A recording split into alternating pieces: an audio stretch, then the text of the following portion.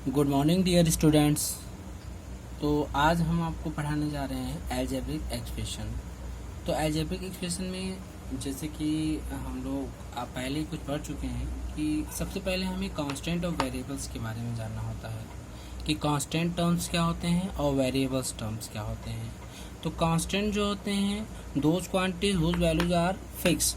Constant जो होते हैं वो वैल्यूज होते हैं जिनकी वैल्यू जो होती है फिक्स होती है, जैसे 1 हुआ, 2 हुआ, 3 हुआ, 4 हुआ, जितने भी न्यूमेरिकल्स वैल्यू हुए वो सब हमारे क्या होते हैं, कांस्टेंट टर्म्स होते हैं। और वेरिएबल्स जो होते हैं those quantity whose values are not fix, that is known as your variables.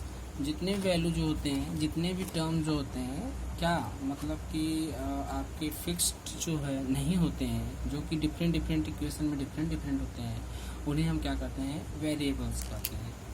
ठीक है, मतलब कि x की, y की, z की वैल्यू कुछ भी हम मान सकते हैं। किसी इक्वेशन में x की वैल्यू 1 आती है, किसी इक्वेशन में x की वैल्यू 2 आती है। इसी प्रकार x y z जैसे लग रहा है क्या x की वैल्यू कोई है, 1 है या 2 है या 3 है ना। तो इसको हम वेरिएबल्स कहते हैं, मतलब इसकी वैल्यू फिक्स नहीं होती है।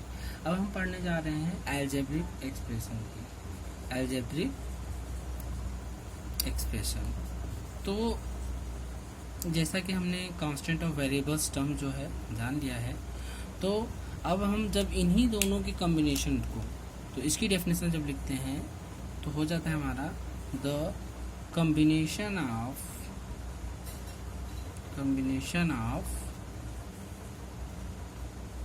Variables and the combination of variable and constant terms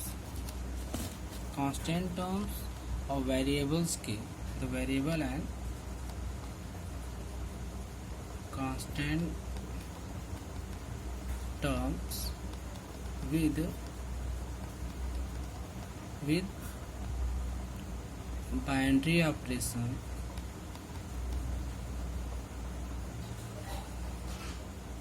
binary operation को फंडामेंटल ऑपरेशन भी कहते हैं, जो आपके प्लस होते हैं, माइनस होते हैं, इनटू होते हैं एंड डिवीजन होते हैं। तो हम कहते हैं क्या है, the combination of variable and constant terms with binary operations plus minus into and division, that is known as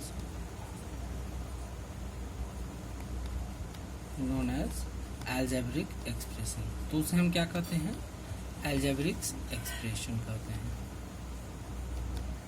जैसे आपका इसमें हम बात करते हैं, जैसे 2x + 5 हुआ, तो देखो कोई टर्म्स में अगर दो नंबर्स के बीच में कोई अगर सिंबल नहीं दिया है तो हम इंटू मान के चलते हैं। इंटू मतलब product, multiplication.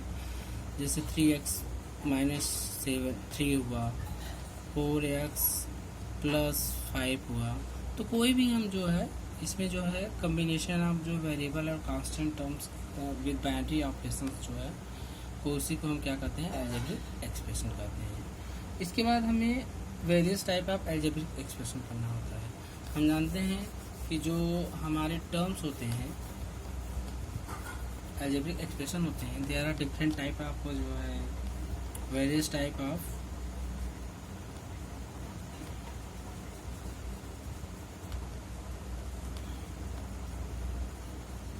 Algebraic expression.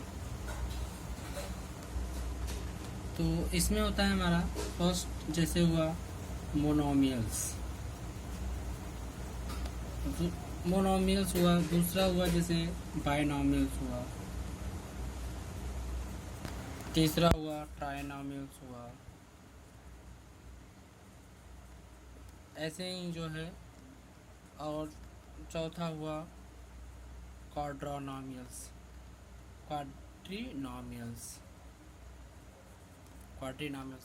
Monomials का मतलब क्या समझते हैं, जिसमें केवल अलजेब्रिक, ऐसा अलजेब्रिक केवल जिसमें एक टर्म्स हो, जैसे हो 5x हो, 2x हो, 3x हो, कुछ भी हो, एक टर्म हो, तो उसे हम मोनोमियल्स कहते हैं।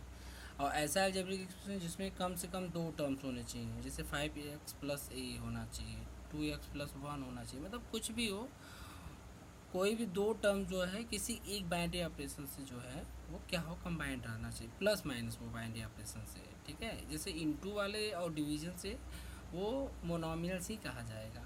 तो ये हुआ। और ट्राइनोमियल्स क्या होते हैं, इसी प्रकार इसमें 3 टर्म्स दिखने लगते हैं, एक्स स्क्वायर प्लस 3, जैसे 2x प्लस वाई प्लस 5, कुछ भी हम 3 टर्म्स देखने लगते हैं।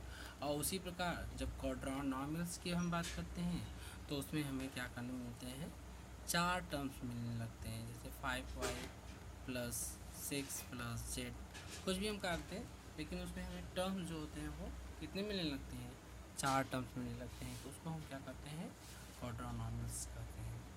तो इसी प्रकार जो है जब ढेर सारे होते हैं, 4 के बाद होते हैं तो पेंटानोमियल्स, हेक्सानोमियल्स होते हैं। पर उसके बाद हम पढ़ने लगते हैं पॉलीनोमियल्स। इसके बाद जो हम पढ़ते हैं वो पढ़ते हैं हम पॉलीनोमियल्स।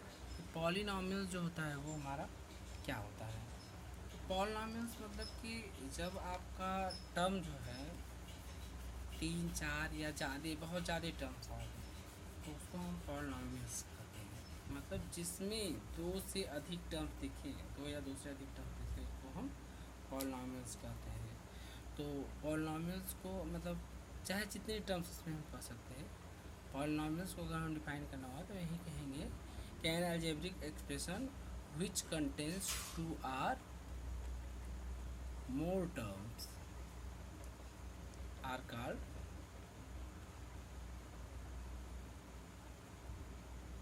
पॉलीनोमियल्स।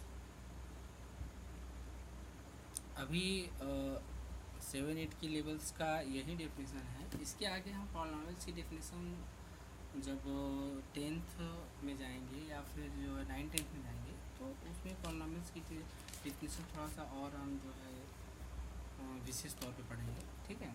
इसके बाद हम जो है देखते हैं कोफिशिएंट किसे कहते हैं, कोफिशिएंट किसे कहते हैं,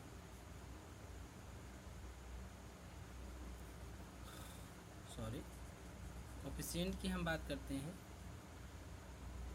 कोफिशिएंट होते हैं in the term of algebraic expression any of the factor with sign of the term is called the coefficient of the product of the other factor in that term.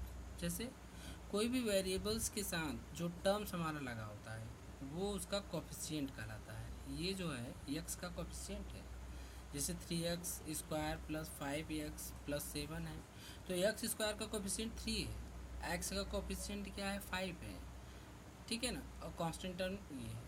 तो ये जो होते हैं, जो वेरिएबल्स के साथ जो न्यूमेरिकल वैल्यू लगे होते हैं वो उसके कोफिशिएंट कहे जाते हैं। जैसे अगर केवल एक्स है, इसका कोफिशिएंट पूछा जाए, अगर कुछ नहीं है, जैसे यहाँ पे केवल एक्स है और इसके सामने कोई कोफिशिएंट नहीं लगा है तो वहाँ हम 1 मान के चलते हैं। तो इसलिए एक्स का अगर कहीं लिखा है केवल या वाई कहीं लिखा है तो वहाँ पे हम कोफिशिएंट 1 मान के चलते हैं। और इसके बाद हमें थोड़ा सा लाइक टर्म्स और अनलाइक टर्म्स भी जानना ज़रूरी है कि लाइक टर्म्स किसे कौन से होते हैं, अनलाइक टर्म्स क्या होते हैं। जिसमें like terms and unlike terms. तो लाइक टर्म्स मतलब कि जैसा कि देखने में ही लग रहा है कि लाइक टर्म्स में जो होते हैं सेम वैल्यू रहने चाहिए, सेम टर्म्स होने चाहिए। जैसे एक्स स्क्वायर है, एक्स स्क्वायर है तो ये सेम टर्म्स हैं, लेकिन वाई है अगर तो ये लाइक टर्म्स नहीं है, ये अनलाइक हो जाएगा। तो इसलिए इसको हम नहीं लिखेंगे, तो यही होने चाहिए। तो ये सब लाइक टर्म्स हैं, मतलब कि सेम वेरिएबल्स भी होने चाहिए और सेम पावर्स भी होने चाहिए, तो वो हमारे क्या होते हैं, लाइक टर्म्स होते हैं। अनलाइक टर्म जैसे एक्स है, यहाँ एक्स स्क्वायर है, यहाँ एक्स है, वाई है, तो ये सब क्या है, अनलाइक टर्म्स है। बट ये हमारा क्या है, लाइक टर्म्स है। ऐसा इसलिए बताया जा रहा है लाइक अनलाइक, क्योंकि हम अब पढ़ने जा रहे हैं एडिशन एंड सब्ट्रैक्शन।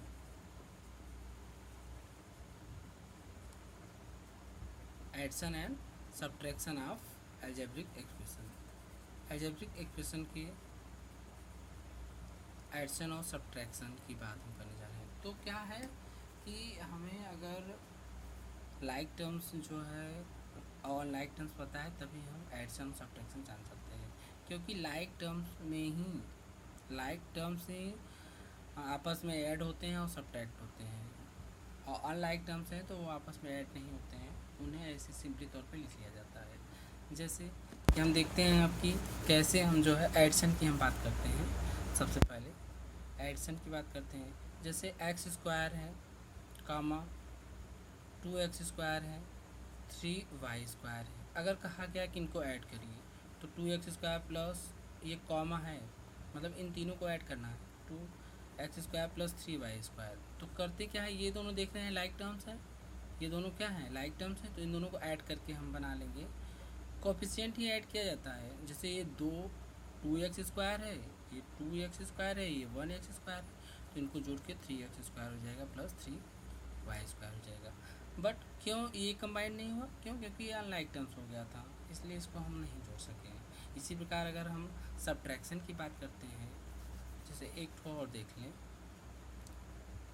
वीडियो बहुत लंबा हो जाएगा इसलिए हम सब्ट्रैक्शन की बात देख लेते हैं। जैसे अगर हमारा 5x² हुआ में 4x² को सब्ट्रैक्ट करना है, तो 5x² minus 4x² equal to हो जाएगा हमारा x² हो जाएगा। लेकिन अगर यहीं भी हम बात कर देते हैं कि 5x² माइनस 4y², तब हम क्या करते हैं कि अगर तब हम इसकी बात करते हैं तब 5x² माइनस 4y² ऐसे ही सिंपली तौर पे लिख दिया जाता है। क्यों, क्योंकि ये अनलाइक टर्म्स हैं। ओके स्टूडेंट्स, तो इस पे आधारित हम ढेर सारे क्वेश्चंस आपको दे रहे हैं जिसको आप लोग सॉल्व करेंगे। Okay, thank you.